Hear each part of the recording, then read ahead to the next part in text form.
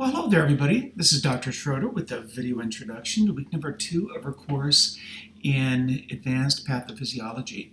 I like to do these videos occasionally, 2 or 3 times during the class, because I think that it makes the class feel a little bit more personal. It makes me feel more attached to the class, or more like I'm in a real classroom. So look forward to me to post these videos probably in this particular class, maybe a couple more times throughout the class, especially when we have a major assignment or something that needs a little bit of clarification coming up. I wanted to say, well, first of all, let me give a shout out and a thanks to Alex. Alex had pointed out that some of the assignments were missing in this class. The assignments that were listed in the syllabus weren't in Blackboard. And so when I went and checked, sure enough, they weren't.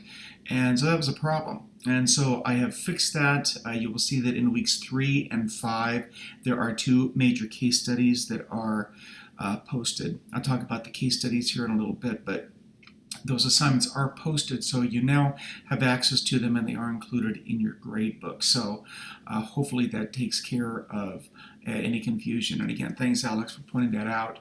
That was something that I had missed when I had gone through and done kind of a quality check that I do when I go through and make sure that the links are working and everything. Just wasn't expecting to see that there was a missing assignment that wasn't where it was supposed to be. And so in week number 1, we wrap up our discussion of allergic rhinitis. I have already graded those, so you will see grades in the grade book. You have that first week of discussion that's all graded. And this first week of discussion, as I explained it in the announcement, is really more of just a traditional discussion forum. Really, this week was primarily focused on all of us getting to know each other in the introductions, and then had this discussion also having to do with allergic rhinitis. In week number 2, we start our team-led discussions, and in week number 2, I believe we have Mary Lynn and Leanne are up as the team leaders that are going to be leading the discussion this week. Now, the difference here is that in the weeks that you are in a team leading a discussion, you will be working with your team member and developing an initial response, basically a first draft of the case study. You've all seen the case study template. You've all been using the case study template. And so that case study template is, for that initial post, it's really just a place where the course or where the class can look at it and kind of have a place to start from. It is really just a draft. It doesn't have to be real complete. It is fine to use bullet points. It's fine to summarize information.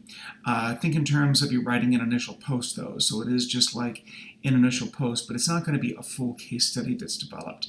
That is going to be based on the information that is shared in the class.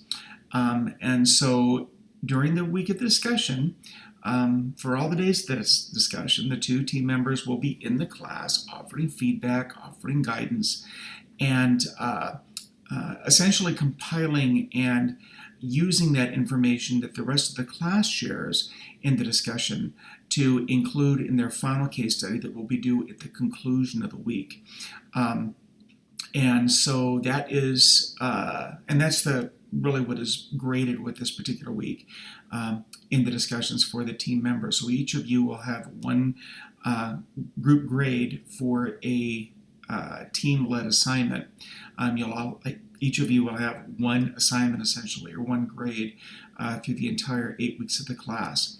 And then these weekly discussions, of the team-led discussions, will continue in week 2 through 6, with weeks 7 and 8 being really more traditional discussion, kind of like we had this week. There's 10 of you in class, so 2 team members to a team, so it just kind of worked out to have the 5 weeks of team-led discussion in this particular class. Coming up on the schedule also, I mentioned the major case studies. These are the assignments that I had added to the class, and they've been copied in. The major case assignments are a little bit of a warning here. Just be aware that if you look at the rubric is not the same as the case study, or the expectations rather are not the same as the case studies that will be included in, or that are being completed by the teams and the team-led discussions.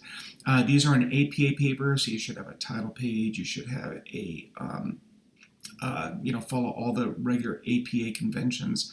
And it is meant to be a fairly thorough. I mean, you're going to be doing a thorough case study here, thorough case study analysis. So it is, again, it is more thorough. It is an actual paper. The discussions that you're doing are the team-led discussions. The case studies that you're doing there are not meant to be quite as thorough. Really, they're more of a summary of what the course discussions are. But the individual case studies are more, they're more complete, they're more thorough, particularly in regards to your research into the management of the patient condition, patient teaching, epidemiology, and those sort of things.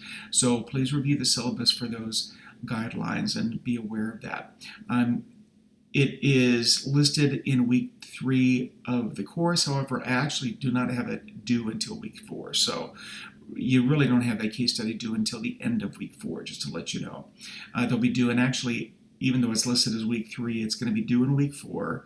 Weeks 5 will be due in week 6, and then week 7 will be due at the end of week 7. So I'll kind of give guidance on that as we go throughout the course to help keep you on track with that. Also, you will have a midterm exam that is going to be coming up in week 4, so be aware of that as well. I'll be talking about that a little bit later. But again, I want to thank everybody for their participation, and we're off to a good start with the class. I look forward to participating along with you in the discussions, mostly during the discussion weeks when the team-led discussions are occurring. Most of my discussion is going to be with the team leaders themselves in your discussion.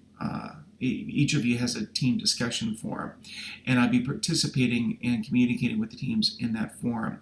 If you haven't done so already, make sure that you go post an announcement in that team forum, and you want to make sure that you connect with your team members so that you have a game plan for getting that initial case study draft up, and then a plan for leading the discussion and then doing that final case study. And always, if you have any questions, please let me know. I'm here to answer them and to help out as I can. So I hope everybody has a great week. I look forward to seeing you in class, and we'll see you in the discussion forums.